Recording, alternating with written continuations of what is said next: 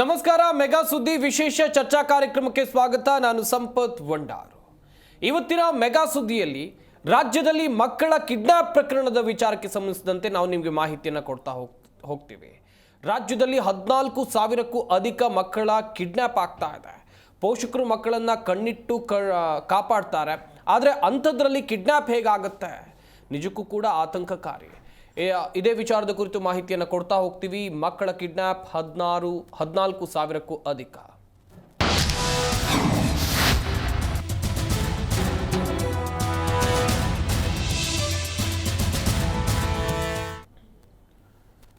ರಾಜ್ಯದಲ್ಲಿ 14,000ಕ್ಕೂ ಅಧಿಕ ಮಕ್ಕಳ ಕಿಡ್ನಾಪ್ ಆಗ್ತಾ ಇದೆ. ಬೆಂಗಳೂರಿನಲ್ಲಿ ಅತಿ ಹೆಚ್ಚು ಅಂತ ರಿಪೋರ್ಟ್ಗಳು ಹೇಳ್ತಾ ಇದೆ. 4,849 ಮಕ್ಕಳು ಕಿಡ್ನಾಪ್ ಆಗಿದ್ದಾರೆ. ದಾಖಲೆಯಲ್ಲಿ ಅಪಹರಣದ ಅಂಕಿ ಅಂಶ ಬಹಿರಂಗ ಆಗಿದೆ. ಕಳೆದ 5 ವರ್ಷಗಳಲ್ಲಿ 14,878 ಮಕ್ಕಳ ಅಪಹರಣ ಆಗಿರೋದು. ಹಾಗಾದ್ರೆ ಈ ಕಿಡ್ನಾಪ್ ಆದಂತ ಮಕ್ಕಳು ಎಲ್ಲಿ ಹೋದ್ರು? 2020ರಿಂದ 2025ರ ಜುಲೈ ತನಕ 14,878 ಮಕ್ಕಳ ಅಪಹರಣ ಆಗಿದೆ. ಅಪಹರಣವಾದಂಥ ಮಕ್ಕಳು ಎಲ್ಲಿ ಇದ್ದಾರೆ ಎನ್ನುವಂಥದ್ದೇ ಸದ್ಯಕ್ಕಿರುವಂಥ ನಿಗೂಢ ಪ್ರಶ್ನೆ. ಹಾಗಾದ್ರೆ ಪೊಲೀಸ್ ಇಲಾಖೆ ಏನ್ ಮಾಡ್ತಾ ಇದೆ? ಸರ್ಕಾರ ಈ ಬಗ್ಗೆ ಗಂಭೀರವಾಗಿ ಚಿಂತನೆಯನ್ನ ನಡೆಸಿಲ್ವಾ? ಒಂದಲ್ಲ ಎರಡಲ್ಲ, 14,000ಕ್ಕೂ ಅಧಿಕ ಮಕ್ಕಳು ಕಿಡ್ನಾಪ್ ಆಗಿದ್ದಾರೆ. ಅವರ ಪತ್ತೆಗೆ ಸರ್ಕಾರ ಏನ್ ಮಾಡ್ತಾ ಇದೆ? ಹಾಗಾದ್ರೆ ಗಮನಿಸಬೇಕಾದಂಥ ವಿಚಾರ, ಇದರಲ್ಲಿ 10,792 ಅಪ್ರಾಪ್ತಿಯರಿದ್ದಾರೆ. ಹಾಗೆಯೇ ರಕ್ಷಣೆ ಮಾಡಿದ್ದೆಷ್ಟು? ಪತ್ತೆ ಆಗಬೇಕಿರುವಂಥ ಮಕ್ಕಳೆಷ್ಟು? 4,806 ಬಾಲಕರ ಪೈಕಿ 3,753 ಬಾಲಕರು ಮಾತ್ರ ಪತ್ತೆಯಾಗಿದ್ದಾರೆ. ಉಳಿದ ಮಕ್ಕಳು ಎಲ್ಲಿ ಹೋದ್ರು? ಈ 14,878 ಪೈಕಿ 13,542 ಮಕ್ಕಳು ಪತ್ತೆಯಾಗಿದ್ದಾರೆ. 1,336 ಮಕ್ಕಳು ಇನ್ನೂ ಕೂಡ ಕಣ್ಮರೆಯಾಗಿದ್ದಾರೆ. ಯಾವ ಕಾರಣಕ್ಕಾಗಿ ಮಕ್ಕಳ ಕಿಡ್ನಾಪ್ ಆಗ್ತಾ ಇದೆ? ಮಕ್ಕಳನ್ನ ಕಿಡ್ನಾಪ್ ಮಾಡಿಕೊಂಡು ಎಲ್ಲಿಗೆ ಕರ್ಕೊಂಡು ಹೋಗ್ತಾ ಇದ್ದಾರೆ? ಹಾಗೆಯೇ ಪೋಷಕರು ಇಷ್ಟೆಲ್ಲ ಜವಾಬ್ದಾರಿಯನ್ನು ವಹಿಸ್ತಾರೆ. ಒಂದು ಮಗುವನ್ನು ಮನೆಯ ಹೊರಗಡೆ ಬಿಡುವಂಥ ಸಂದರ್ಭದಲ್ಲೂ ಅಕ್ಕಪಕ್ಕದಲ್ಲಿ ಪೋಷಕರು ಇರ್ತಾರೆ. ಶಾಲೆಗೆ ಹೋದರೆ ಅಲ್ಲಿ ಟೀಚರ್ಸ್ ಇರ್ತಾರೆ. ಹೀಗೆ ಕಣ್ಣಲ್ಲಿ ಕಣ್ಣಿಟ್ಟು ಮಕ್ಕಳನ್ನು ನೋಡಿಕೊಂಡ್ರೂ ಕೂಡ ಕಿಡ್ನಾಪ್ ಪ್ರಕರಣಗಳು ಯಾಕೆ ಹೆಚ್ಚಾಗ್ತಾ ಇದೆ ಎನ್ನುವಂಥದ್ದು ಸದ್ಯಕ್ಕಿರುವಂಥ ಪ್ರಶ್ನೆ. 14,000, ಒಂದಲ್ಲ ಎರಡಲ್ಲ, 14,000.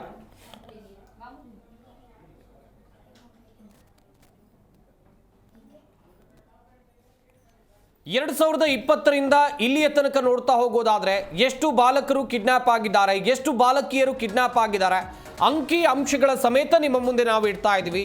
2020ರಲ್ಲಿ ಗಂಡು ಮಕ್ಕಳು 421, ಹೆಣ್ಣು ಮಕ್ಕಳು 1,137, ಹೆಣ್ಮಕ್ಳ ಸಂಖ್ಯೆ ಹೆಚ್ಚಿದೆ. 2023ರಲ್ಲಿ 907 ಹೆಣ್ಮಕ್ಕಳ ಸಂಖ್ಯೆ 2,131. 2024ರಲ್ಲಿ ಗಂಡು ಮಕ್ಕಳ ಸಂಖ್ಯೆ 975. ಒಟ್ಟು 4,886 ಗಂಡು ಮಕ್ಕಳು, ಹೆಣ್ಣು ಮಕ್ಕಳ ಸಂಖ್ಯೆ 10,792. ಇದು 2020ರಿಂದ 2025ರವರೆಗಿನ ಅಂಕಿಅಂಶಗಳು. 2021ರಲ್ಲಿ 487 ಗಂಡು ಮಕ್ಕಳು, ಹಾಗೆಯೇ ಹೆಣ್ಣು ಮಕ್ಕಳ ಸಂಖ್ಯೆ 1,630. 2024ರಲ್ಲಿ 975 ಗಂಡು ಮಕ್ಕಳು, 2,446 ಹೆಣ್ಣು ಮಕ್ಕಳು. 2025ರಲ್ಲಿ 551 ಗಂಡು ಮಕ್ಕಳಿದ್ರೆ 1,619 ಹೆಣ್ಣು ಮಕ್ಕಳಿದ್ದಾರೆ. ಪ್ರತಿ ವರ್ಷವೂ ಕೂಡ ಹೆಣ್ಣು ಮಕ್ಕಳ ನಾಪತ್ತೆ ಪ್ರಕರಣ ಹೆಚ್ಚಾಗ್ತಾ ಇದೆ, ಅಪಹರಣದ ಪ್ರಕರಣ ಹೆಚ್ಚಾಗ್ತಾ ಇದೆ. ಇನ್ನು ಬೆಂಗಳೂರಿನ ಅಂಕಿಅಂಶ, 2020ರಲ್ಲಿ 261 ಮಕ್ಕಳ ಅಪಹರಣ, 461 ಹೆಣ್ಮಕ್ಳು ಇದರಲ್ಲಿ ಕಿಡ್ನಾಪ್ ಆಗಿದ್ದಾರೆ. ಉಳಿದಂತೆ ಗಂಡು ಮಕ್ಕಳು 170 ಬಾಲಕರಲ್ಲಿ 163 ಬಾಲಕರು ಪತ್ತೆಯಾಗಿದ್ದಾರೆ. 7 ಬಾಲಕರು ಇನ್ನೂ ಕಣ್ಮರೆ, ಇನ್ನೂ ಅವರ ಸುಳಿವಿಲ್ಲ, ನಿಗೂಢ. 2020ರಲ್ಲಿ 261 ಮಕ್ಕಳ ಅಪಹರಣ, ಹೆಣ್ಮಕ್ಳ ಸಂಖ್ಯೆ 461, ಗಂಡು ಮಕ್ಕಳ ಸಂಖ್ಯೆಯೂ ಕೂಡ ನೋಡ್ತಾ ಹೋಗೋದಾದ್ರೆ 170 ಬಾಲಕರಲ್ಲಿ 163 ಬಾಲಕರು ಪತ್ತೆಯಾಗಿದ್ದಾರೆ. 7 ಬಾಲಕರು ಕಣ್ಮರೆ. ಹಾಗೆಯೇ ಕಂಟಿನ್ಯೂ ಆಗಿ ನೋಡ್ತಾ ಹೋಗೋದಾದ್ರೆ 2021ರಲ್ಲಿ 761 ಮಕ್ಕಳ ಅಪಹರಣ, ಅದರಲ್ಲಿ 570 ಹೆಣ್ಮಕ್ಳು ಕಿಡ್ನಾಪ್ ಆಗಿದ್ದಾರೆ. ಇದರಲ್ಲಿ ಇನ್ನೂ 11 ಜನ ಕಣ್ಮರೆ, ಇನ್ನೂ ಸಿಕ್ಕಿಲ್ಲ. 191 ಬಾಲಕರ ಅಪಹರಣ, ಇದರಲ್ಲಿ 180 ಬಾಲಕರು ಪತ್ತೆಯಾಗಿದ್ದಾರೆ. 9 ಬಾಲಕರ ಸುಳಿವು ಇನ್ನೂ ಇಲ್ಲ. 2022ರಲ್ಲಿ 893 ಮಕ್ಕಳು ಕಿಡ್ನಾಪ್, 619 ಹೆಣ್ಮಕ್ಳ ಅಪಹರಣ ಆಗಿದೆ, 607 ಹೆಣ್ಮಕ್ಳು ಪತ್ತೆಯಾಗಿದ್ದಾರೆ, 12 ಹೆಣ್ಮಕ್ಳು ನಾಪತ್ತೆ. 274 ಬಾಲಕರ ಅಪಹರಣ, ಅದರಲ್ಲಿ 265 ಮಂದಿ ಪತ್ತೆ, 9 ಮಂದಿ ಕಣ್ಮರೆಯಾಗಿದ್ದಾರೆ. ಅಂಕಿ ಅಂಶಗಳ ಸಮೇತ ಹೇಳ್ತಾ ಇದ್ದೀವಿ. 2022ರಲ್ಲಿ 893 ಮಕ್ಕಳು ಕಿಡ್ನಾಪ್, 619 ಹೆಣ್ಮಕ್ಳ ಅಪಹರಣ, ಹಾಗೆಯೇ 607 ಹೆಣ್ಮಕ್ಳು ಪತ್ತೆ ಆಗಿರೋದು. ಇದರಲ್ಲಿ 274 ಬಾಲಕರ ಅಪಹರಣ, ಹಾಗೆಯೇ 265 ಮಂದಿ ಪತ್ತೆಯಾಗಿದ್ದಾರೆ, 9 ಮಂದಿ ಇನ್ನೂ ಕೂಡ ಕಣ್ಮರೆಯಾಗಿದ್ದಾರೆ. 2023ರಲ್ಲಿ 1116 ಮಕ್ಕಳು ಕಿಡ್ನಾಪ್ ಆಗಿದ್ರು, 760 ಹೆಣ್ಮಕ್ಳಿದ್ರು. ಇದರಲ್ಲಿ 740 ಹೆಣ್ಮಕ್ಳು ಪತ್ತೆ ಆಗಿದ್ದಾರೆ, 20 ಮಂದಿ ಇನ್ನೂ ಕಣ್ಮರೆಯಾಗಿದ್ದಾರೆ. ಬಾಲಕರ ಅಪಹರಣ ಸಂಖ್ಯೆ ನೋಡ್ತಾ ಹೋಗೋದಾದ್ರೆ 344 ಮಂದಿ ಪತ್ತೆ ಆಗಿದ್ದಾರೆ, 12 ಮಂದಿ ಕಣ್ಮರೆ ಇನ್ನೂ ನಿಗೂಢ. 2024ರಲ್ಲಿ 1166 ಮಕ್ಕಳು ಕಿಡ್ನಾಪ್ ಆಗಿದ್ರು. ಇದರಲ್ಲಿ 819 ಹೆಣ್ಮಕ್ಳು, 760 ಹೆಣ್ಮಕ್ಳು ಪತ್ತೆ ಆಗಿದ್ದಾರೆ, 59 ಮಂದಿ ಇನ್ನೂ ಕಣ್ಮರೆ. 347 ಬಾಲಕರ ಅಪಹರಣ, 322 ಮಂದಿ ಪತ್ತೆ ಆಗಿದ್ದಾರೆ, 25 ಮಂದಿ ಕಣ್ಮರೆಯಾಗಿದ್ದಾರೆ. 2025ರಲ್ಲಿ ಈ ವರ್ಷ 652 ಮಕ್ಕಳು ಕಿಡ್ನಾಪ್ ಆಗಿದ್ದಾರೆ, 482 ಹೆಣ್ಮಕ್ಳು ಕಿಡ್ನಾಪ್ ಆಗಿರುವಂಥದ್ದು, 262 ಹೆಣ್ಮಕ್ಳು ಪತ್ತೆ ಆಗಿದ್ದಾರೆ, ಇನ್ನುಳಿದವರ ಮಾಹಿತಿ ಇಲ್ಲ. 170 ಬಾಲಕರ ಅಪಹರಣ, 107 ಮಂದಿ ಪತ್ತೆ ಆಗಿದ್ದಾರೆ. ಈ ವರ್ಷ 63 ಮಂದಿ ಇದುವರೆಗೂ ಕೂಡ ಕಣ್ಮರೆಯಾಗಿದ್ದಾರೆ. ನಿಜಕ್ಕೂ ಕೂಡ ಇದು ಆತಂಕ, ಆಘಾತಕಾರಿ ವಿಚಾರ. ಸದ್ಯಕ್ಕೆ ಎಲ್ರಿಗೂ ಇರುವಂತ ಒಂದು ಪ್ರಶ್ನೆ, ಈ ಕಣ್ಮರೆಯಾದಂಥ ಮಕ್ಕಳು ಅಥವಾ ಕಿಡ್ನಾಪ್ ಆದಂಥ ಮಕ್ಕಳು ಎಲ್ಲಿಗೆ ಹೋಗ್ತಾರೆ? ಅವರನ್ನ ಹೇಗೆ ದುರ್ಬಳಕೆ ಮಾಡ್ಕೊಳ್ತಾರೆ? ಸರ್ಕಾರ ಯಾಕೆ ಇದ್ರ ಬಗ್ಗೆ ಕ್ರಮವನ್ನು ತೆಗೆದುಕೊಂಡಿಲ್ಲ?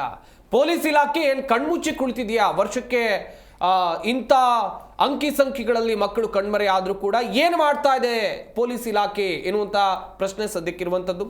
ಚರ್ಚೆಯನ್ನು ಮಾಡ್ತಾ ಹೋಗೋಣ. ನಮ್ಮ ಸ್ಟುಡಿಯೋದಲ್ಲಿ ಅತಿಥಿಗಳು ಕೂಡ ಜಾಯ್ನ್ ಆಗಿದ್ದಾರೆ. ಮಕ್ಕಳ ಕಲ್ಯಾಣ ಸಮಿತಿಯಿಂದ ಹೇಮಂತ್ ಕುಮಾರ್ ಅವರು ನಮ್ಮ ಈ ಕಾರ್ಯಕ್ರಮದಲ್ಲಿದ್ದಾರೆ. ಸರ್ ನಮಸ್ಕಾರ, ಕಾರ್ಯಕ್ರಮಕ್ಕೆ ಸ್ವಾಗತ. ಹಾಗೆಯೇ ಮನಃಶಾಸ್ತ್ರಜ್ಞರಾಗಿರುವಂಥ ಡಾಕ್ಟರ್ ಮಮತಾ ಅವರು ನಮ್ಮ ಈ ಕಾರ್ಯಕ್ರಮದಲ್ಲಿದ್ದಾರೆ. ಮೇಡಮ್ ನಮಸ್ಕಾರ, ಕಾರ್ಯಕ್ರಮಕ್ಕೆ ಸ್ವಾಗತ. ಹೇಮಂತ್ ಕುಮಾರ್ ಅವರೇ, ನಿಜಕ್ಕೂ ಕೂಡ ಇದು ಆತಂಕ ಮತ್ತು ಆಘಾತಕಾರಿ. ಮಕ್ಕಳನ್ನ ಪೋಷಕರು ಹೇಗೆಲ್ಲ ನೋಡ್ಕೊಳ್ತಾರೆ ಅಂತ ನಾನು ಆರಂಭದಲ್ಲಿ ಹೇಳ್ತಾ ಇದ್ದೆ. ಕಣ್ಣಲ್ಲಿ ಕಣ್ಣಿಟ್ಟು ಮಕ್ಕಳನ್ನ ನೋಡ್ಕೊಂಡ್ರು ಕೂಡ ಹೇಗೆ ಸರ್ ಈ ಮಿಸ್ಸಿಂಗ್ ಪ್ರಕರಣಗಳು ಜಾಸ್ತಿ ಆಗ್ತಾ ಇದೆ? ಕಾರಣ ಹುಡುಕ್ತಾ ಹೋದರೆ ಅನೇಕ ಕಾರಣಗಳು ನಮಗೆ ಸಿಗ್ತದೆ. ಇದು ಒಂದು ಏನು ಮಕ್ಕಳು ಕಾಣೆ ಆದರೆ ಅದನ್ನ IPC 363 ಇತ್ತು, ಇವಾಗ ಅದು BNS ಆಗಿದೆ. ಅದರಲ್ಲಿ 137, 147 ದಾಖಲು ಮಾಡ್ಕೊಳ್ತಾರೆ. ಪ್ರತಿಯೊಂದು ಮಗು ಯಾರೇ ಕಾಣೆ ಆದ್ರೂ ಅದನ್ನ ಕಿಡ್ನಾಪ್ ಅಂತ ಕೇಸ್ ದಾಖಲು ಮಾಡ್ಕೊಳ್ತಾರೆ. ಮೊದಲು ಅಟ್ಲೀಸ್ಟ್ ಹೋದ್ರೆ ಕೇಸನ್ನ ದಾಖಲು ಮಾಡ್ಕೊಳ್ತಾ ಇರಲಿಲ್ಲ. ಕಾಣೆ ಆಗಿದ್ರೆ ಯಾರಾದ್ರೂ ಪೇರೆಂಟ್ಸ್ ಅಲ್ಲಿ ಹೋದ್ರೆ ಸಾಯಂಕಾಲದವರೆಗೂ ನೋಡಿ, ನಾಳೆವರೆಗೂ ನೋಡಿ, ಬರಲಿಲ್ಲ ಅಂದ್ರೆ ಬನ್ನಿ ಅಂತ ಇದ್ರು. ಇತ್ತೀಚೆಗೆ ನಮ್ಮ ಪೊಲೀಸ್ನವರು ಇದರಲ್ಲಿ ಮಗು ಪ್ರಕರಣ ಅಂದ್ರೆ ಕೂಡಲೇ ಅದನ್ನ ಕೇಸನ್ನ ದಾಖಲು ಮಾಡ್ಕೊಳ್ತಾರೆ. ದಾಖಲು ಮಾಡ್ಕೊಂಡ ನಂತರ ಏನಾಗುತ್ತೆ ಅನ್ನೋದು ಪ್ರಶ್ನೆ. ಇವಾಗ ದಾಖಲು ಮಾಡ್ಕೊಂಡಾಗ ಅವ್ರ ಆ ಮಕ್ಕಳನ್ನ ಪತ್ತೆ ಹಚ್ಚಬೇಕು. ಎಷ್ಟು ಪ್ರಕರಣ ಪತ್ತೆ ಹಚ್ಚಿದ್ದಾರೆ ಅಂದ್ರೆ ಇಲ್ಲಿ 70% ಮಾತ್ರ ಮಕ್ಕಳ ಪ್ರಕರಣ ಪತ್ತೆ ಹಚ್ಚಿದ್ದಾರೆ. ಇನ್ನ ಉಳಿದ 30% ಮಕ್ಕಳನ್ನ ಪತ್ತೆ ಹಚ್ಚಿಲ್ಲ. ಇವಾಗ ನಮ್ಮ ಮುಂದೆನೆ ಬರ್ತದೆ ಮಕ್ಕಳು ಬಿಟ್ಟೋದಂತ ಮಕ್ಕಳು 10 ಪ್ರಕರಣದಲ್ಲಿ ಪೊಲೀಸ್ಗೆ ನಾವು ಕೇಸ್ ದಾಖಲು ಮಾಡಿಕೊಂಡು ಆ ಮಕ್ಕಳ ಪೋಷಕರನ್ನ ಪತ್ತೆ ಹಚ್ಚಿ ಅಂತ ನಾವು ಪೋಷಕರನ್ನ ಪತ್ತೆ ಹಚ್ಚಿ ಅಂತೀವಿ.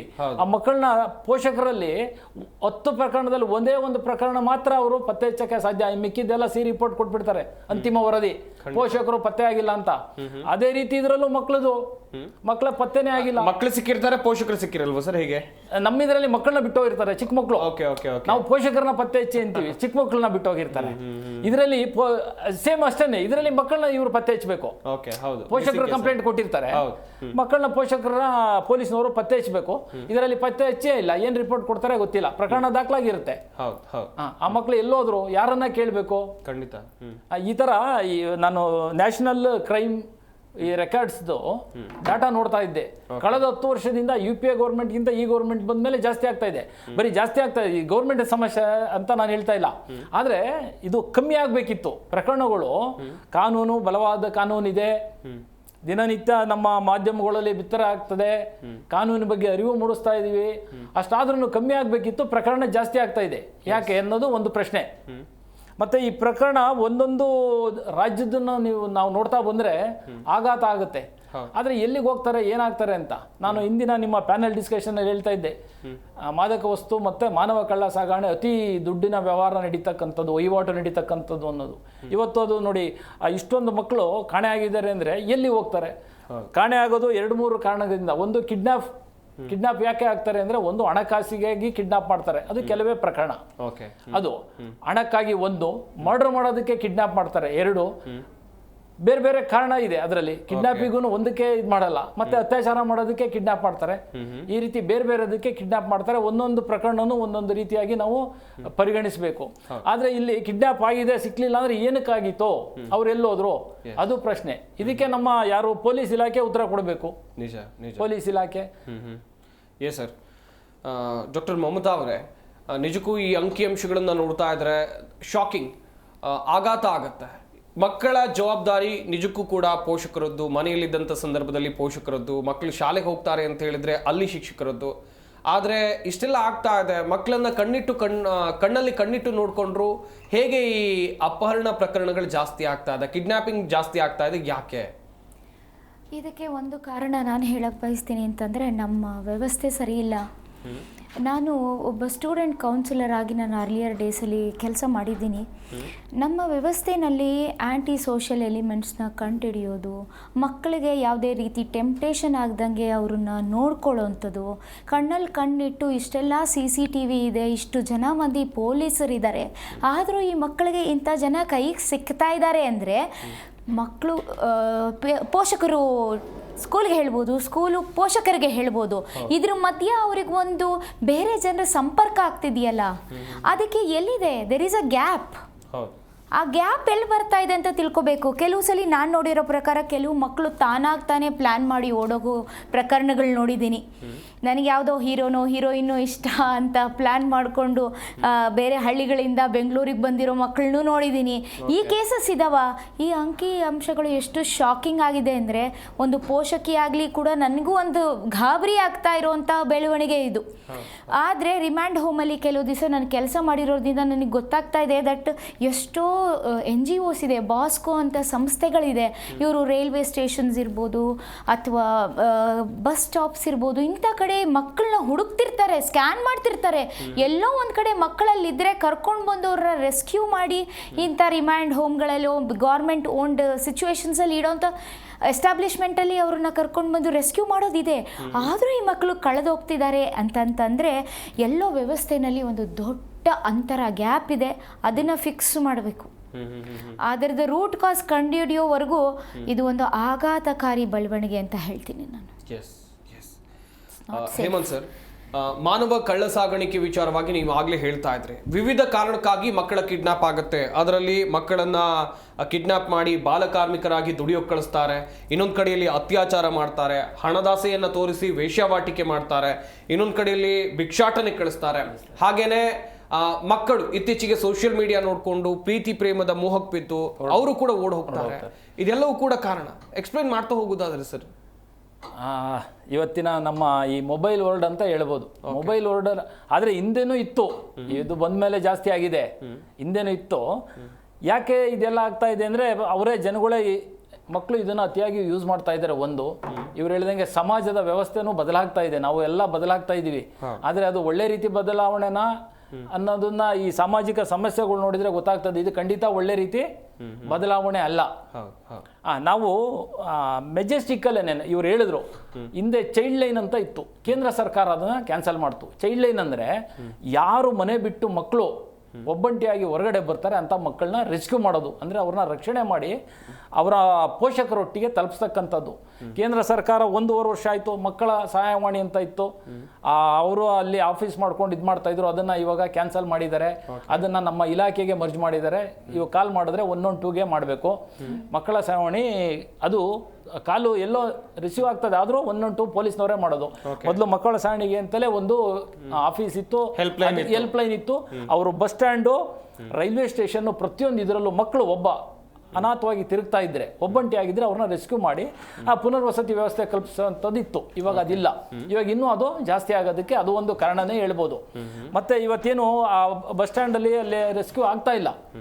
ಆ ರೆಸ್ಕ್ಯೂ ಆದ ಮಕ್ಕಳನ್ನ ನಮ್ಮ ಮುಂದೆ ಕರ್ಕೊಂಬರ್ತಾ ಇದ್ರು. ನಾವು ಅವ್ರನ್ನ ವಿಚಾರಣೆ ಮಾಡಿಬಿಟ್ಟು ಪೋಷಕರಿಗೆ ಒಪ್ಪಿಸ್ತಾ ಇದ್ದು. ಅಲ್ಲಿ ಅವ್ರ ಕಾರಣ ಹೇಳ್ತಾರೆ. ಒಂದು, ಮನೆಯಲ್ಲಿ ಬಡತನದಿಂದ ಓಡಿ ಬಂದಿದ್ದಾರೆ, ಕೆಲಸ ಮಾಡೋದಕ್ಕೆ ಬಂದಿದ್ದಾರೆ, ಮನೆಯಲ್ಲಿ ಹೊಡೆದ್ರು ಬೈದ್ರು, ನನಗೆ ಓದು ಅಂತ ಫೋರ್ಸ್ ಮಾಡಿದ್ರು, ನನಗೆ ಇಷ್ಟ ಆಗ್ಲಿಲ್ಲ ಓಡ್ ಬಂದೆ. ಅನೇಕ ಕಾರಣಗಳು ಇರ್ಬೋದು ಓಡ್ ಬರೋದಕ್ಕೆ.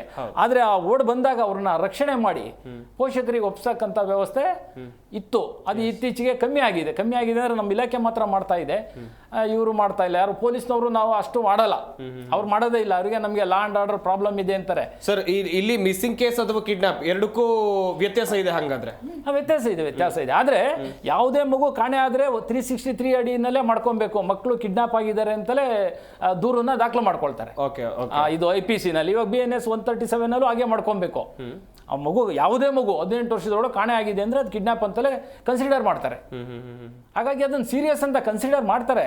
ಬಟ್ ಅದೇ ಸೀರಿಯಸ್ ಅಂತ ಅವ್ರು ಪತ್ತೆ ಹಚ್ಚಬೇಕಲ್ಲ. ಕೇಸ್ ದಾಖಲು ಮಾಡ್ಕೊಂಡ್ಬಿಟ್ಟು ಅವ್ರು ಪತ್ತೆ ಹಚ್ಚಲಿಲ್ಲ ಅಂದ್ರೆ ಪ್ರಯೋಜನ ಆಗಲ್ಲ. ನಿಜ. ಅದು ಒಂದು ತುಂಬಾ ಆಘಾತಕಾರಿ ಅಂಕಿಅಂಶ ನೋಡ್ತಾ ಇದ್ರೆ. ಇದು ನೀವು ಮಕ್ಕಳದು, ಅದೇ ರೀತಿ ಮಹಿಳೆಯರದ್ದು ಅಂಕಿಅಂಶ ನೀವು ನೋಡಿದ್ರೆ ನ್ಯಾಷನಲ್ ಕ್ರೈಮ್ ರೆಕಾರ್ಡ್ಸ್ ಬ್ಯೂರೋ ಅಂತ ಇದೆ. ಅದರಲ್ಲಿ ನಮ್ಮ ಹೋಮ್ ಮಿನಿಸ್ಟ್ರಿ ಡಿಪಾರ್ಟ್ಮೆಂಟ್ ಇದೆ, ಅದು ಬೇರೆಯವ್ರದಲ್ಲ. ಆ ಸ್ಟ್ಯಾಟಿಸ್ಟಿಕ್ಸ್ ನೋಡಿದ್ರೆ ನೀವು ಯಾವಾಗಲೇ ಹೇಳ್ತಾ ಇದ್ರಿ, ಏನಾದ್ರು ಕಾಣೆ ಆಯ್ತು ಅಂದ್ರೆ ಅವ್ರು ಏನಾದ್ರು ಬದುಕಿದಾರಾ, ಇಲ್ಲ ಸತ್ತಿದಾರಾ, ಇಲ್ಲ ಮಾರಾಟ ಆಗಿದಾರಾ, ಖಂಡಿತ ಇದು ವಿಷಯನ ತಿಳಿಸ್ಬೇಕು ನಮ್ಮ ಪೊಲೀಸ್ ಇಲಾಖೆ. ಇದು ಆಘಾತಕಾರಿ. ಗಮನಿಸಿದ್ರೆ ವೀಕ್ಷಕರೇ, ಮಕ್ಕಳ ಅಪಹರಣಕ್ಕೆ ಕಾರಣಗಳೇನು ಅಥವಾ ಕಾಣೆಯಾದಂಥ ಮಕ್ಕಳು ಎಲ್ಲಿ ಹೋಗ್ತಾ ಇದ್ದಾರೆ ಎನ್ನುವಂಥ ವಿಚಾರ ನಮ್ಮ ಈ ಚರ್ಚಾ ಕಾರ್ಯಕ್ರಮದಲ್ಲಿ ರಾಜ್ಯ ಮಕ್ಕಳ ಹಕ್ಕುಗಳ ರಕ್ಷಣಾ ಆಯೋಗದ ಸದಸ್ಯರಾಗಿರುವಂಥ ಶಶಿಧರ್ ಕೋಸಂಬಿ ಅವರು ಕೂಡ ಜಾಯ್ನ್ ಆಗಿದ್ದಾರೆ. ಸರ್ ನಮಸ್ಕಾರ, ಕಾರ್ಯಕ್ರಮಕ್ಕೆ ಸ್ವಾಗತ. ಸರ್, ನಿಜಕ್ಕೂ ಕೂಡ ಈ ಅಂಕಿಅಂಶಗಳನ್ನ ನೋಡಿದ್ರೆ ಆಘಾತ ಆಗುತ್ತೆ. 14,000ಕ್ಕೂ ಅಧಿಕ ಮಕ್ಕಳು ಕಿಡ್ನಾಪ್ ಆಗ್ತಾರೆ ಅಂತ ಹೇಳಿದ್ರೆ ಸಣ್ಣ ಮಾತಲ್ಲ. ಈ ಕಿಡ್ನಾಪ್ ಆಗಿರುವಂಥ ಮಕ್ಕಳು ಎಲ್ಲಿ ಹೋಗ್ತಾ ಇದ್ದಾರೆ ಸರ್? ಕಿಡ್ನ್ಯಾಪ್ ಆದಂಥ ಮಕ್ಕಳು ಇವಾಗಲೇ ನಾನು ಕಳೆದ 5 ವರ್ಷದ ಅಂಕಿಅಂಶಗಳು ನಾನು ಗಮನಿಸಿದ್ದೇನೆ. ಪತ್ತೆ ಆಗದೇ ಇರತಕ್ಕಂಥ ಮಕ್ಕಳು 1,300ಕ್ಕೂ ಹೆಚ್ಚು ಮಕ್ಕಳು ಇದ್ದಾರೆ. ಹೌದು ಸರ್. ಒಟ್ಟಾರೆಯಾಗಿ ನಾನು ನಮ್ಮ SCRBಯಿಂದ ಮಾಹಿತಿ ತೊಗೊಂಡಿದ್ದೇನೆ ನಾನೇ ಕಳೆದ 5 ವರ್ಷದಿಂದ. ಮೇನಲ್ಲಿ ತೊಗೊಂಡಿದ್ದಾಗ 12,000 ಚಿಲ್ಲರೆ ಮಕ್ಕಳು ಕಿಡ್ನಾಪ್ ಆಗಿದ್ದರು. ಅದರಲ್ಲಿ 9,000 ಚಿಲ್ಲರೆ ಹೆಣ್ಮಕ್ಕಳು, ಅಂದರೆ 18 ವರ್ಷದ ಕೆಳಗಿನ ಬಾಲಕಿಯರು. 3,000 ಚಿಲ್ಲರೆ ಮಕ್ಕಳು ಬಾಲಕರಾಗಿದ್ದರು. ಇವಾಗ ನಮ್ಮ ಪ್ರಕಾರ 1,300 ಮಕ್ಕಳು ಎಲ್ಲಿದ್ದಾರೆ ಅನ್ನೋದೇ ಇವತ್ತಿನ ದಿವಸ ನಮ್ಗೆ ಯಾರಿಗೂ ಸಿಗ್ತಾ ಇಲ್ಲ. ನಿಗೂಢ. ಅವರು ಎಲ್ಲಿ ಯಾವುದೋ ಒಂದು ವ್ಯವಸ್ಥೆಯಲ್ಲಿ ಸಿಲ್ಕೊಂಡಿದ್ದಾರೋ, ಮಾರಾಟ ಆಗಿದ್ದಾರೋ, ಬದುಕಿದ್ದಾರೋ, ಸತ್ತಿದ್ದಾರೋ, ಏನಾಗಿದ್ದಾರೆ ಅನ್ನೋದ್ರ ಬಗ್ಗೆ ನಮಗೆ ಒಂದು ಬಹಳ ಕಳವಳ ಆಗ್ತಾಯಿದೆ ನಮ್ಮ ಆಯೋಗಕ್ಕೆ. ಅಂದರೆ ಒಂದು ಮಗು ಮಿಸ್ಸಿಂಗ್ ಆಗಿರ್ಬೋದು ಅಥವಾ ಕಿಡ್ನ್ಯಾಪಿಂಗಿಗೆ ಈಗಾಗಲೇ ಹೇಳಿ ಪ್ರಕಾರ ಆ ಮಗು ಒಂದು ಠಾಣೆಯಲ್ಲಿ ಪ್ರಕರಣ ದಾಖಲಾದ ನಂತರ 4 ತಿಂಗಳು ಅಂದರೆ 120 ದಿನಗಳ ಕಳೆದರೆ ಆ ಮಗುವಲ್ಲಿ ಟ್ರೇಸ್ ಔಟ್ ಆಗಲಿಲ್ಲ ಅಂದರೆ, ಆ ಮಗುವಲ್ಲಿ ಸಿಗಲಿಲ್ಲ ಅಂದರೆ ಕೂಡಲೇ ಆಯಾ ಜಿಲ್ಲೆ ವ್ಯಾಪ್ತಿಯಲ್ಲಿ ಪ್ರತಿಯೊಂದು AHT ಯೂನಿಟ್ಸ್ ಅಂತಿದೆ ಮಹಿಳಾ ಪೊಲೀಸ್ ಠಾಣೆಯಲ್ಲಿ. ಅದು ಆಟೋಮೆಟಿಕ್ಕಾಗಿ ಟ್ರಾನ್ಸ್ಫರ್ ಆಗಬೇಕು. ಟ್ರಾನ್ಸ್ಫರ್ ಆದಮೇಲೆ ಅಲ್ಲಿ ಮತ್ತೆ ಆ ಮಗುವಿಗೆ ಟ್ರೇಸ್ ಮಾಡ್ತಕ್ಕಂಥ ಕೆಲಸ ನಡಿಬೇಕು. ಇವತ್ತು 1,300 ಮಕ್ಕಳಿದ್ದಾರೆ. ಅದು ಪ್ರಧಾನವಾಗಿ ನಮ್ಮ ಬೆಂಗಳೂರು ಸಿಟಿಯಲ್ಲೇ ಭಾಳಷ್ಟು ಜಾಸ್ತಿ ಸಂಖ್ಯೆ ಮಕ್ಕಳಿದ್ದಾರೆ. ಅಂದರೆ ಇಲ್ಲೆಲ್ಲ ವಿದ್ಯಾವಂತರಿದ್ದಾರೆ, ಎಲ್ಲ ಎಜುಕೇಟೆಡ್ ಪೀಪಲ್ಸ್ ಇದ್ದಾರೆ. ಅಂದರೆ ತಮ್ಮ ಮಕ್ಕಳಿಗೆ ರಕ್ಷಣೆ ಮಾಡ್ಕೊಳ್ತಕ್ಕಂಥದ್ದು ನಮ್ಮ ಸಾರ್ವಜನಿಕರದ್ದು ಒಂದು ಆದ್ಯ ಕರ್ತವ್ಯವಿದೆ. ಖಂಡಿತ. ಯಾವುದೋ ಕಾರಣಕ್ಕಾಗಿ ಧ್ವನಿ ಇಲ್ಲದಂಥ ಮಕ್ಕಳು ಹೋಗಿರ್ತಾರೆ. ಎಲ್ಲಿ ಹೋಗಬೇಕು, ಎಲ್ಲಿ ದೂರು ಕೊಡಬೇಕು, ಏನು ಮಾಡಬೇಕು ಅನ್ನೋದ್ರ ಬಗ್ಗೆ ಮುಗ್ಧತೆ ಉಳ್ಳಂಥ ಮಕ್ಕಳು ಇದ್ದಾರೆ.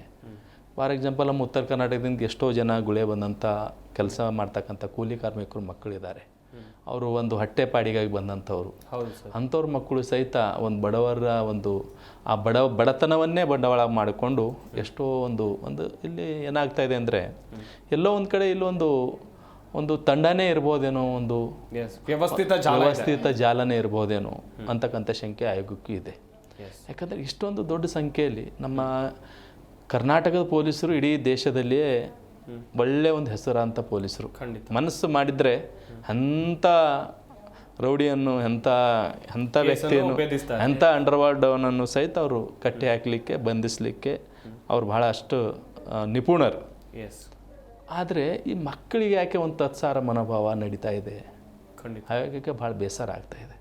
ಯಾಕಂದರೆ ಈ ಸಮಾಜದಲ್ಲಿ ಪ್ರತಿಯೊಂದು ಕಟ್ಟಕಡೆಯ ಮಗು ಸಹಿತ ಭಾರತ ಮತ್ತು ವಿಶ್ವಸಂಸ್ಥೆಯ ಮಕ್ಕಳ ಹಕ್ಕುಗಳ ಒಡಂಬಡಿಕೆ ಅನುಸಾರ ಈ ಭೂಮಿ ಮೇಲೆ ಜನಿಸಿದಂಥ ಮಗು, ಪ್ರತಿಯೊಂದು ಮಗು ಸಹಿತ ಅದು 18 ವರ್ಷವರೆಗೆ ನಮ್ಮ ಜೆ ಆ್ಯಕ್ಟ್ ಪ್ರಕಾರ ಅದು ಭಾಳಷ್ಟು ಗೌರವದಿಂದ, ಘನತೆಯಿಂದ, ಅದು ಸಂತೋಷದಿಂದ, ಉಲ್ಲಾಸದಿಂದ, ಖುಷಿಯಿಂದ ಬದುಕಬೇಕು.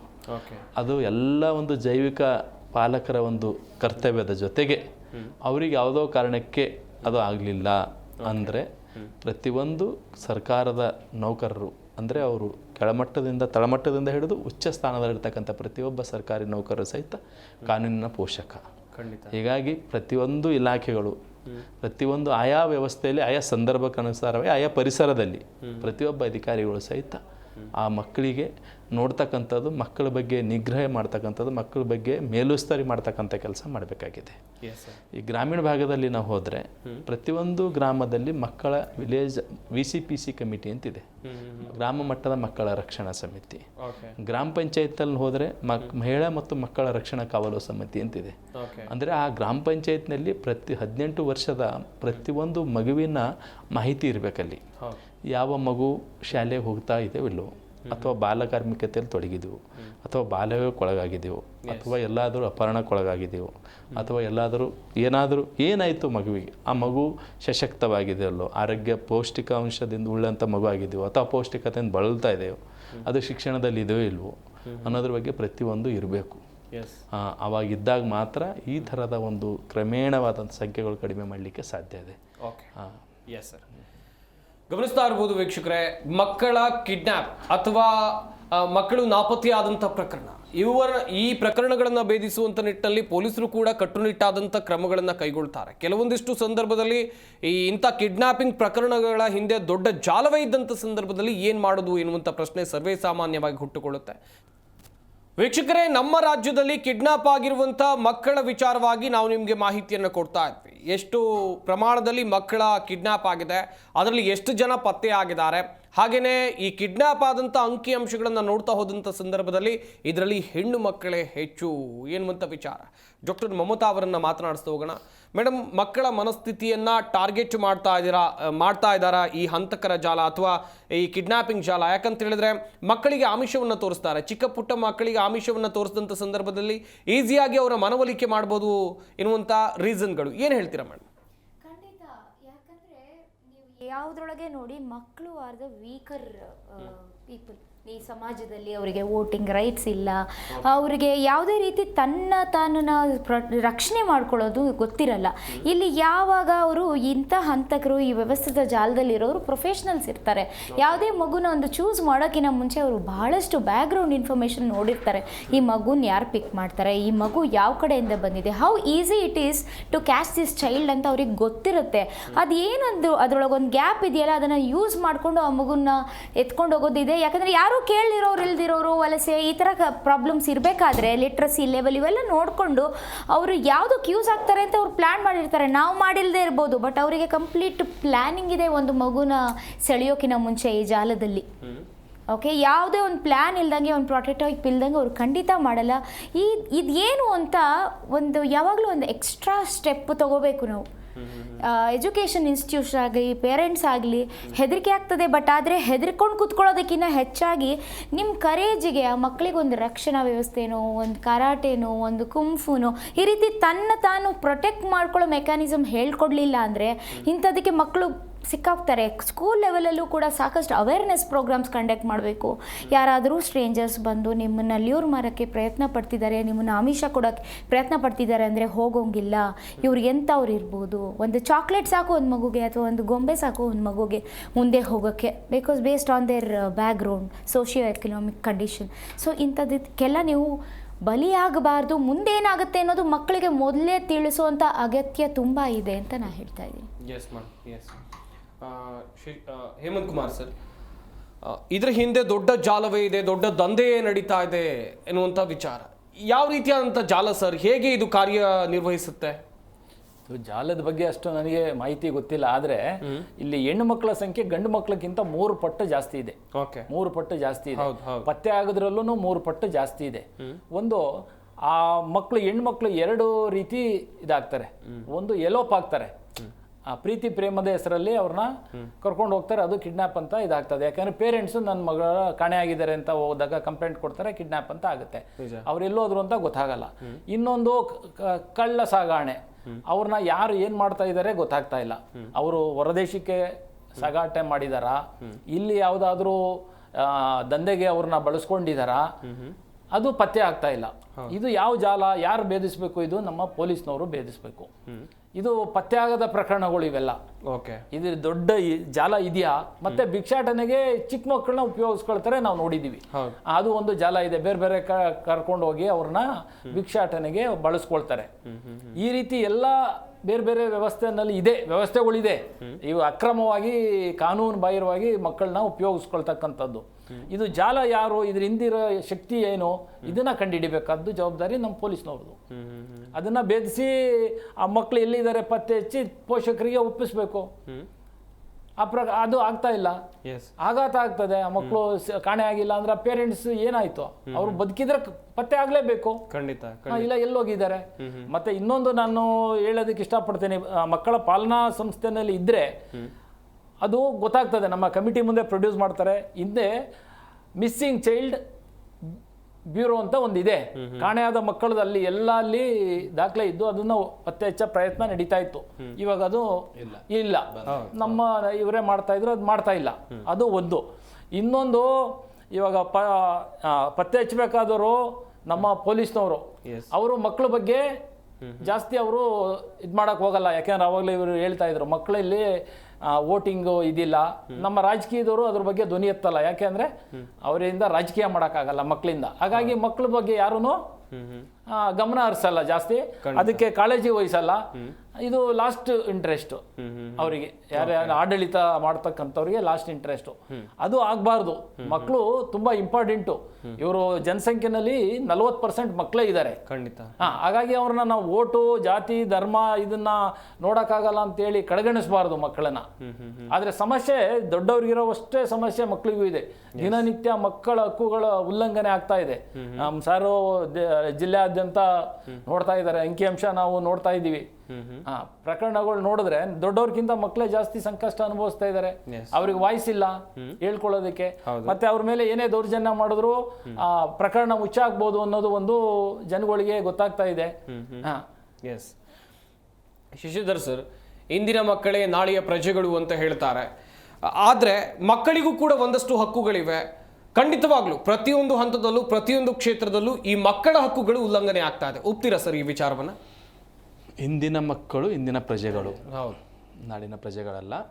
ನಾವು ಯಾವುದೇ ಕಾರಣಕ್ಕೂ ಯಾವ ಒಂದು ಮಗು ಈ ಒಂದು ಭಾರತದ ಭೌಗೋಳಿಕ ಪ್ರದೇಶದಲ್ಲಿ ಒಂದು ಜನ್ಮ ತಾಳ್ತದೋ ಅಂದೇ ಅದು ಅವತ್ತಿನ ದಿವಸ ಭಾರತದ ಪ್ರಜೆ. ಹೀಗಾಗಿ ನಾವು ಇಂದಿನ ಮಕ್ಕಳು ಇಂದಿನ ಪ್ರಜೆ ಅಂತಲೇ ನಾವು ಕರಿಬೇಕು.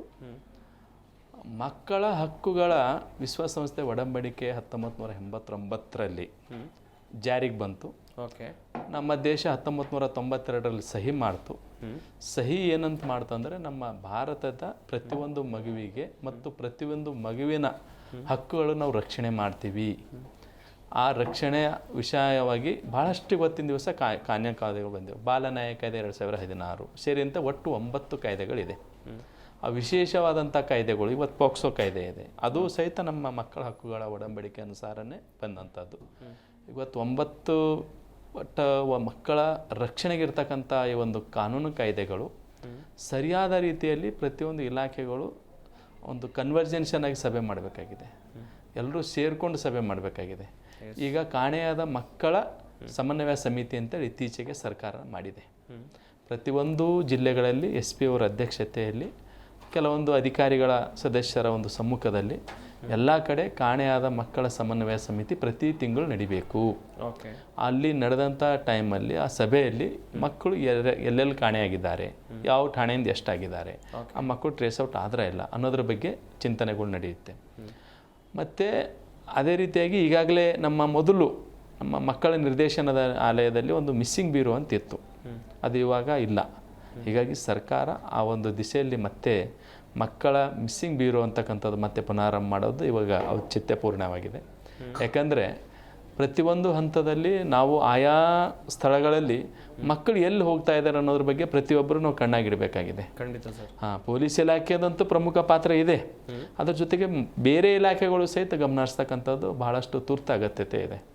ಹೀಗಾಗಿ ಈಗ ನಮ್ಮ ಪ್ರತಿಯೊಂದು ಜಿಲ್ಲೆಗಳಲ್ಲಿ ಯಾವ ರೀತಿ ಮಹಿಳಾ ಪೊಲೀಸ್ ಠಾಣೆ ಅಂತಿದೆಯೋ, ಮಹಿಳೆಯರಿಗೆ ಸಂಬಂಧಪಟ್ಟಂಗೆ ಭಾಳ ಒಳ್ಳೆಯ ನಿರ್ಣಯ ಒಳ್ಳೆಯ ರೀತಿಯಿಂದ ನಡೀತಾ ಇದ್ದಾವೆ ಕೆಲವೊಂದು ಠಾಣೆಗಳಲ್ಲಿ. ಅದೇ ರೀತಿಯಾಗಿ ಪ್ರತಿಯೊಂದು ಠಾಣೆಗಳಲ್ಲಿ HJPO ಅಂತಿದೆ, ಮಕ್ಕಳ ವಿಶೇಷ ಪೊಲೀಸ್ ಘಟಕಗಳಂತಿದೆ.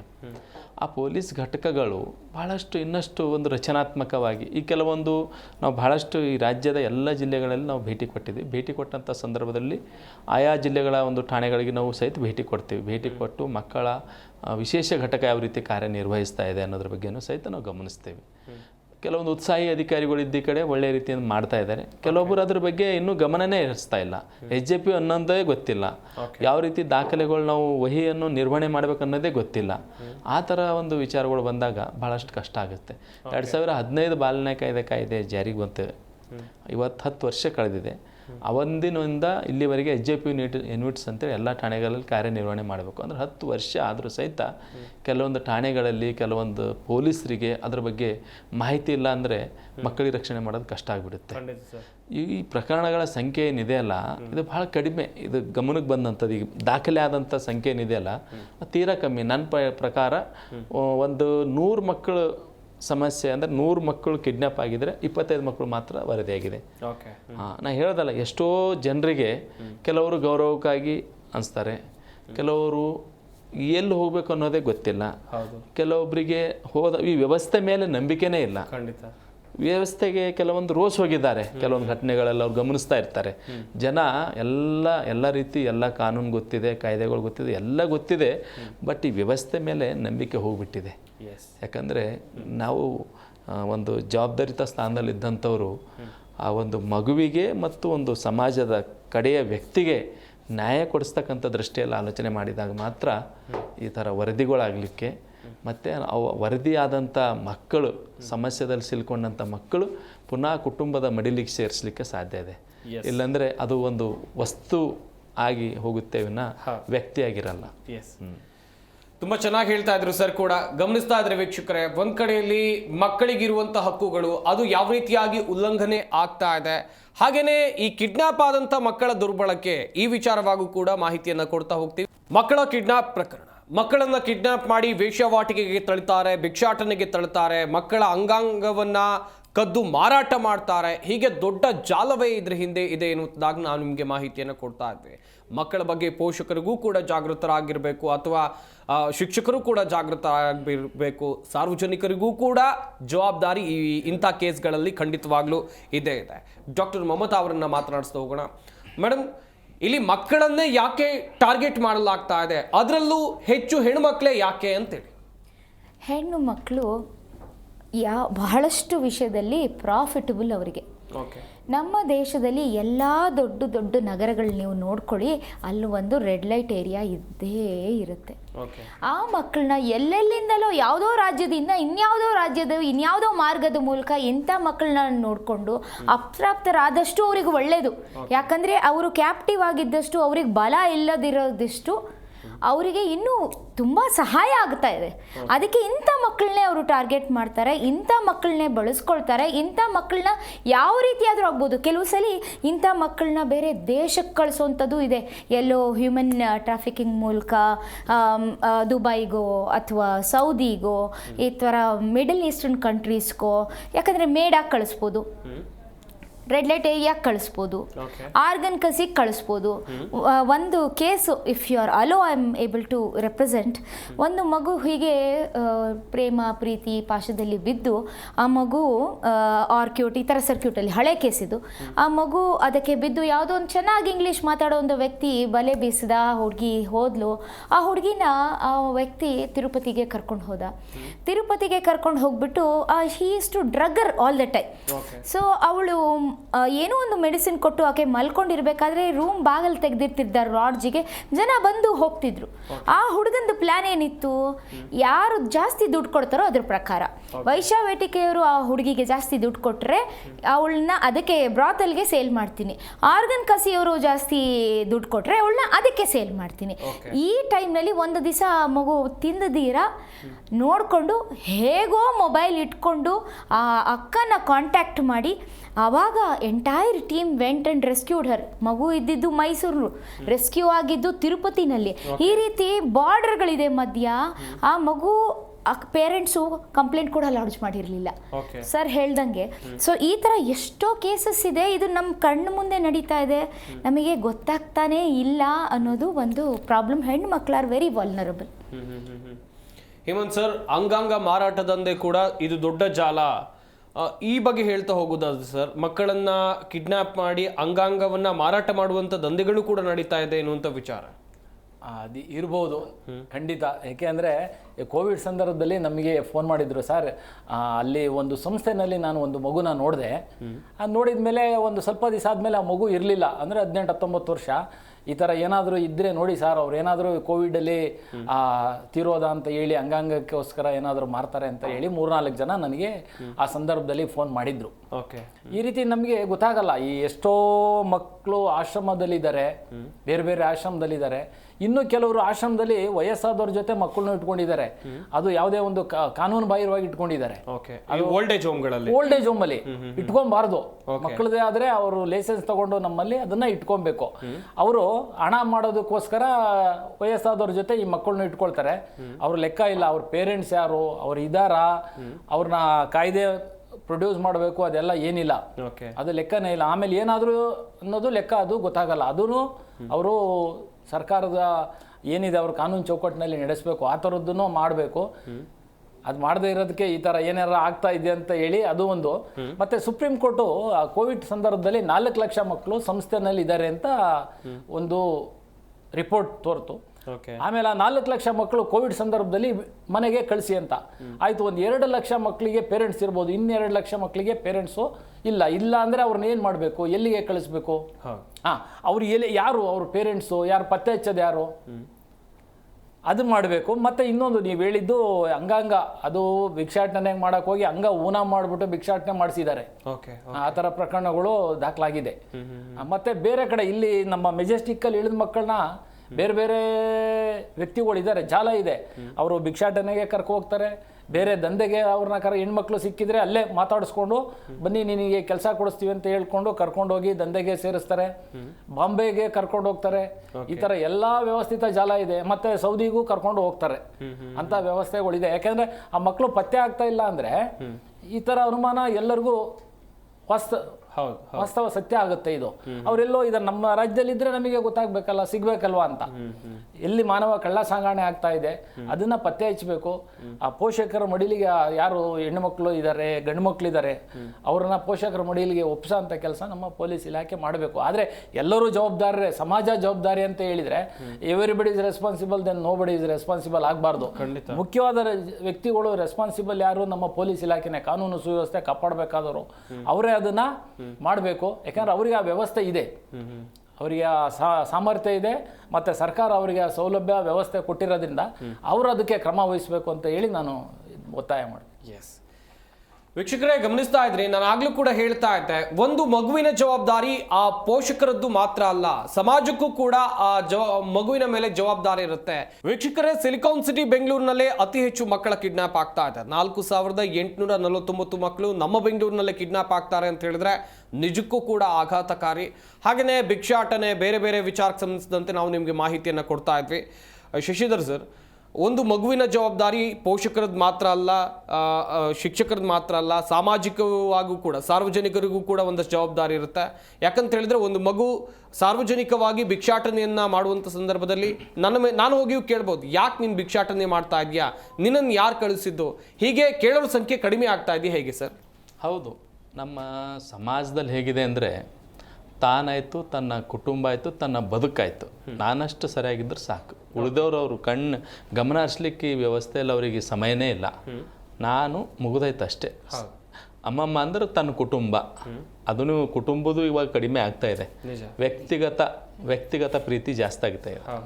ಅದು ಸಮಾಜದಲ್ಲಿ ಅದು ಒಂದು ಬಹಳ ಒಂದು ಸಮಾಜಕ್ಕೆ ಒಂದು ಅಪಾಯದ ಮುನ್ಸೂಚನೆ ಅಂತ ಹೇಳ್ಬೋದು ನಾವು. ಖಂಡಿತ ಸರ್.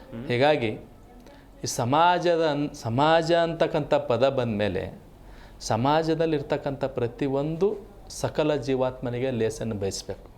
ಸಕಲ ಜೀವಾತ್ಮಗಳಂದರೆ ಮನುಷ್ಯರಷ್ಟೇ ಅಲ್ಲ, ಪ್ರಾಣಿಗಳಿಗೂ ಸಹಿತ ನಾವು ಅದ್ರ ಬಗ್ಗೆ ನಮಗೆ ಒಂದು ಅನುಕಂಪ ಇರಬೇಕು, ಅದ್ರ ಬಗ್ಗೆ ಪ್ರೀತಿ ಇರಬೇಕು, ವಾತ್ಸಲ್ಯ ಇರಬೇಕು. ಈ ಮಕ್ಕಳು ಆದರೂ ಬಹಳಷ್ಟು ನಾವು ಎಲ್ಲರೂ ಸಹಿತ ತನ್ನ ಮಗು ಅನ್ನೋ ರೀತಿಯಲ್ಲಿ ಭಾವಿಸಬೇಕಾದಂಥ ಸಂದರ್ಭ ಎದುರಾಗಿದೆ. ಇವತ್ತು ನಮ್ಮ ಪಕ್ಕದ ಮನೇಲಿ ಏನೋ ಆಗ್ತಿರ್ಬೋದು, ಮಗುವಿನ ಮೇಲೆ ಏನೋ ಯಾವುದೇ ರೀತಿ ಸಮಸ್ಯೆ ಆಗ್ತಾ ಇರ್ಬೋದು, ನಾಳೆ ನಮ್ಮ ಮನೆಯಲ್ಲಾಗುತ್ತೆ. ಹೌದು ಸರ್. ಅದಕ್ಕೆ ಪಕ್ಕದ ಮನೆಯಲ್ಲಾದಾಗ ನಾವು ಸುಮ್ಮನೆ ಇರಬಾರ್ದು. ನಮಗೆ ಆ ಒಂದು ಕಾನೂನುಗಳ ಬಗ್ಗೆ ಆ ಒಂದು ಏನು ಈ ವ್ಯವಸ್ಥೆಯಲ್ಲಿ ನಾವು ಯಾವ ರೀತಿ ಮಗುವಿಗೆ ರಕ್ಷಣೆ ಮಾಡಬೇಕು ಅನ್ನೋದ್ರ ಬಗ್ಗೆ ಇವತ್ತಿನ ದಿನಮಾನದಲ್ಲಿ ಎಲ್ಲ ಕಡೆ ಜಾಗೃತಿ ಮೂಡಿಸ್ತಕ್ಕಂಥ ಕೆಲಸ ಆಗ್ತಾ ಇದೆ. ಅದ್ರ ಮಧ್ಯೆನೂ ಸಹಿತ ಈ ಥರ ಮಕ್ಕಳ ಮೇಲೆ ನೋಡಿ, ಈಗ ಮಕ್ಕಳು ಯಾವುದೋ ಈಗ ನಮ್ಮ ಸಿಲಿಕಾನ್ ಸಿಟಿನ ಫಾರ್ ಎಕ್ಸಾಂಪಲ್ ತೊಗೊಂಡಿದಾಗ ದೊಡ್ಡ ಸಂಖ್ಯೆಯಲ್ಲಿ ಮಕ್ಕಳು ಇವಾಗ ಮಿಸ್ಸಿಂಗ್ ಆಗಿದ್ದಾರೆ. ಇದರಲ್ಲಿ ಒಂದು ಆಧುನಿಕತೆಯ ಭರಾಟೆಯಲ್ಲಿ ಒಂದು ಆಕರ್ಷಣೆಯ ಒಂದು ಜೀವನದಲ್ಲಿ ಈ ಒಂದು ವ್ಯವಸ್ಥೆಯಲ್ಲಿ ಕೆಲವೊಂದು ಅವರು ಸಹಿತ ದುಡುಕಿನ ಒಂದು ನಿರ್ಧಾರ ತಗೊಂಡಿದ್ದು ಇದೆ. ಅದರಲ್ಲಿ ಕೆಲವೊಂದು ಅವರು ಸ್ವತಃ ಈ ನಿರ್ಧಾರ ತಗೊಂಡು ಅವರು ಸಹಿತ ಸಮಸ್ಯೆದಲ್ಲಿ ಸಿಲ್ಕೊಂಡಿದ್ದಾರೆ. ಕೆಲವೊಬ್ಬರು ಅವರಿಗೆ ಸಮಸ್ಯೆದಲ್ಲಿ ಸಿಲುಕಿಸ್ಬಿಟ್ಟಿದ್ದಾರೆ. ಈ ಎರಡೂ ಆಯಾಮಗಳಲ್ಲಿ ನಾವು ಆಲೋಚನೆ ಮಾಡಬೇಕಾಗಿದೆ. ಹೀಗಾಗಿ ನಾವು ಪ್ರತಿಯೊಬ್ಬ ಪಾಲಕರು ಸಹಿತ ತನ್ನಲ್ಲಿರ್ತಕ್ಕಂಥ ತನ್ನ ಕುಟುಂಬದ ಪ್ರತಿಯೊಂದು ಮಗುವಿಗೆ ರಕ್ಷಣಾ ವಿಷಯಗಳ ಬಗ್ಗೆ ರಕ್ಷಣಾತ್ಮಕ ಯಾವ ರೀತಿ ಜೀವನ ನಡೆಸಬೇಕು ಅನ್ನೋದ್ರ ಬಗ್ಗೆ ಪಾಠ ಮಾಡಬೇಕಾಗಿದೆ. ಮತ್ತು ಮಕ್ಕಳೊಂದಿಗೆ ನಾವು ಪ್ರತಿಯೊಬ್ಬ ಕುಟುಂಬದವರು ಎಲ್ಲರೂ ಸಹಿತ ಪಾಲಕರು ಸಮಯ ಕಾಲ ಕಳಿಬೇಕಾಗಿದೆ. ಅವರೊಂದಿಗೆ ಆತ್ಮೀಯವಾಗಿ ಆಪ್ತವಾಗಿ ಅವರೊಂದಿಗೆ ನಾವು ದೈನಂದಿನ ಜೀವನದಲ್ಲಿ ಅವರ ಭಾಗವಾಗಬೇಕಾಗಿದೆ. ಇಲ್ಲಾಂದರೆ ಏನೋ ಕಾರಣಕ್ಕಾಗಿ ನಾವೊಂದು ನಮ್ಮ ರಾಜ್ಯದಲ್ಲಿಯೇ ನೋಡಿದ್ವಿ, ಒಬ್ಬ ಹಿರಿಯ ಅಧಿಕಾರಿಗಳಿಗೆ ಮನೆಯಲ್ಲೇ ಹೋಗ್ಬಿಡ್ತು. ಅಂದರೆ ಆ ಮಕ್ಕಳಿಗೆ ಅವರು ಸರಿಯಾಗಿ ಕಲಿಸ್ಕೊಡ್ಬೇಕಾಗಿತ್ತು ಸಂಸ್ಕಾರ, ಯಾವ ರೀತಿ ಬದುಕಂದ್ರೆ ಏನು ಅನ್ನೋದ್ರ ಬಗ್ಗೆ ಪಾಠ ಅವರು ಮೊದಲು ಮಾಡಬೇಕಾಗಿತ್ತು. ಮೊದಲು ಮಾಡಿದ್ದೇ ಆಗಿದ್ದಲ್ಲಿ ಅವ್ರು ತನ್ನ ಪರಿವಾರದವರು ಯಾವುದೋ ಒಂದು ದುಷ್ಕೃತ್ಯಕ್ಕೆ ಮುಂದಾಗ್ತಿರಲಿಲ್ಲ. ಖಂಡಿತ. ಹೀಗಾಗಿ ಸಮಾಜದಲ್ಲಿ ಯಾವತ್ತಿಗೂ ನಾವು ಪ್ರತಿಯೊಂದು ವ್ಯಕ್ತಿ ಮತ್ತು ಮಕ್ಕಳಿಗೆ ಸುರಕ್ಷಿತವಾದಂಥ ಆಯಾಮಗಳಲ್ಲಿ ಆಲೋಚನೆ ಮಾಡಬೇಕೇ ವಿನಃ ಅದು ನಮಗೆ ಸಂಬಂಧ ಅಲ್ಲ ಅನ್ನೋ ರೀತಿಯಲ್ಲಿ ಯಾರೂ ತಾತ್ಸಾರ ಮನೋಭಾವ ಇರಬಾರದು ಅಂತಕ್ಕಂಥದ್ದು ನಮ್ಮ ಆಯೋಗದ ಒಂದು ಚಿಂತನೆ ಇದೆ. Yes sir. ಡಾಕ್ಟರ್ ಮಮತಾ ಅವರೇ, ಈಗ ಆಪ್ತ ಸಮಾಲೋಚನೆ ವಿಚಾರವಾಗೂ ಕೂಡ ಸರ್ ಹೇಳ್ತಾ ಇದ್ರು, ಒಂದು ಮಗುವಿಗೆ ಆಪ್ತ ಸಮಾಲೋಚನೆಯನ್ನು ಕೊಡೋದು ಬರೀ ಕೌನ್ಸಿಲರ್ ಜವಾಬ್ದಾರಿ ಮಾತ್ರ ಅಲ್ಲ, ಮನೆಯಲ್ಲೂ ಕೂಡ ಪೋಷಕರಿಗೂ ಕೂಡ ಜವಾಬ್ದಾರಿಗಳು ಸಿಕ್ಕಾಪಟ್ಟೆ ಇರುತ್ತೆ, ಶಿಕ್ಷಕರಿಗೂ ಕೂಡ ಜವಾಬ್ದಾರಿ ಇರುತ್ತೆ.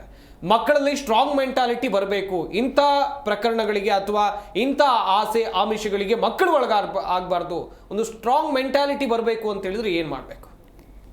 ಎಲ್ಲ ಸ್ಕೂಲ್ನಲ್ಲೂ ಯಾವುದೇ ಸ್ಕೂಲ್ ಆಗಿರಲಿ, ಯಾವುದೇ ಸಿಲೆಬಸ್ ಅವರು ಫಾಲೋ ಮಾಡಲಿ, ಮಕ್ಕಳಿಗೋಸ್ಕರ ಕರಿಕ್ಯುಲರ್ ಆ್ಯಕ್ಟಿವಿಟೀಸ್ ಅಥವಾ ನಾನ್ ಪರ್ಪಸಿವ್ ಟೈಮ್ ಒಂದು ರಿಸರ್ವ್ ಮಾಡಬೇಕು. ಲೈಫ್ ಸ್ಟೈಲ್ ಅಂತ ನಾವೇನು ಕರಿತೀವಿ, ಜೀವನ ಶೈಲಿ ಬಗ್ಗೆ ಹೇಳ್ಕೊಡೋದು ಮುಖ್ಯ. ಪೋಷನ್ ಕವರ್ ಒಂದೇ ಅಲ್ಲ. ಈ ಮಕ್ಕಳಿಗೆ ಯು ಮ್ಯಾಟರ್, ಈ ಜೀವನ ನೀನು ಬದುಕಬೇಕು ಅಂದರೆ, ನೀನು ಶಕ್ತಿಯುತವಾಗಬೇಕು ಅಂದರೆ ಒಂದು ಪರ್ಸ್ನಾಲಿಟಿ ಡೆವಲಪ್ಮೆಂಟ್ ಅಂತ ನಾವೇನಂತೀವಿ ಅದ್ರ ಬಗ್ಗೆ ಓರಿಯೆಂಟ್ ಮಾಡೋದು. ಈಗ ಏನಾಗ್ತಿದೆ, ಎಲ್ಲ ಸ್ಕೂಲ್ನಲ್ಲೂ ಆ LBA ಈ 108 ರೂಲ್ ಬಂದು ರೆಮಿಡಿಯಲ್ ಕ್ಲಾಸಸ್ಸಲ್ಲೂ ಮಕ್ಕಳು ಓದು ಬರಹ ಸರ್ಕಾರ ಒಂದೊಂದು ಬದಲಾಗ್ತಿದ್ದಂಗೆ ಕೇಂದ್ರ ಸರ್ಕಾರ ಹೇಳಿದ್ದು ರಾಜ್ಯ ಸರ್ಕಾರ ಮಾಡಲ್ಲ, ರಾಜ್ಯ ಸರ್ಕಾರ ಹೇಳಿದ್ದು ಕೇಂದ್ರ ಸರ್ಕಾರ ಮಾಡಲ್ಲ. ಅದರೊಳಗೆ ಬಲಿಪಶು ಯಾರು? ಮಕ್ಕಳು. ಆ ಮಕ್ಕಳಿಗೆ ಒಂದು ಪರ್ಸ್ನಾಲಿಟಿ ಡೆವಲಪ್ಮೆಂಟ್ ಇರ್ಬೋದು. ನೀನು ರಕ್ಷಣೆ ಮಾಡ್ಕೊಳ್ಳೋದು ಹೇಗೆ, ನೀನು ಯಾವ ರೀತಿಯ ವ್ಯಕ್ತಿ ಆಗೋಕ್ಕೆ ಬಯಸ್ತೀಯಾ, ವ್ಯಕ್ತಿ ವಿಕಸನದ ಬಗ್ಗೆ ಹೇಳ್ಕೊಡ್ಬೇಕು ಆ ಮಕ್ಕಳಿಗೆ. ನಾನ್ ಪರ್ಪಸಿವ್ ಟೈಮ್ ಆಗಿರೋದ್ರಿಂದ ಆ ಮಗುಗೆ ವ್ಯಾಲ್ಯೂ ಸಿಸ್ಟಮ್, ಎಥಿಕ್ಸು, ಸಮಾಜದ ಹೊರಗಡೆ ಈಗ ಗೇಟ್ ದಾಟಿದ ಮೇಲೆ ಆ ಮಗು ಇನ್ನೊಂದು ಗೇಟ್ ಒಳಗೆ ಎಂಟ್ರ್ ಆಗೋಕ್ಕಿಂತ ಮುಂಚೆ ಯಾವ ರೀತಿಯ ವ್ಯಕ್ತಿಗಳು ಇದ್ದಾರೆ ಅಲ್ಲಿ. ನೆಗೆಟಿವ್ ಯೋಚನೆ ಅಂದೇ ಅಲ್ಲ, ಬಟ್ ಅದರೊಳಗೆ ಆ ಮಗು ಕೇರ್ಫುಲ್ ಆಗಿರೋವಂಥದ್ದು ಎಷ್ಟೋ ಇದೆ. ಈ ಥರ ಎಷ್ಟೋ ಸಿಚುವೇಶನ್ ನಾವು ಕಣ್ಣಾರೆ ನೋಡಿದ್ದೀವಿ. Some children have displayed extreme high courage ಈ ಥರ ಪರಿಸ್ಥಿತಿ ಬಂದಾಗ ತಪ್ಪಿಸ್ಕೊಂಡು ಹೋಗಿರೋ ಮಕ್ಕಳನ್ನ ನಾವು ನೋಡಿದ್ದೀವಿ. ಅಂಥ ರೋಲ್ ಮಾಡೆಲ್ ಕೂಡ ನಮ್ಮಲ್ಲಿದ್ದಾರೆ. ಅದಕ್ಕೆ ಕೇಂದ್ರ ಸರ್ಕಾರನೂ ರಾಜ್ಯ ಸರ್ಕಾರನೂ ಅಂಥ ಮಕ್ಕಳಿಗೆ, ಅಂಥ ಬ್ರೇವರಿ ಡಿಸ್ಪ್ಲೇ ಮಾಡಿರೋ ಮಕ್ಕಳಿಗೆ ಅವಾರ್ಡ್ ಕೂಡ ಕೊಡ್ತಾರೆ. ಯಾಕಂದರೆ ಆ ಮಗುಗೆ ಯೋಚನೆ ಗೊತ್ತು, ಏನು ಮಾಡಬೇಕು ಅಂತ ಗೊತ್ತು. Bullying is one area.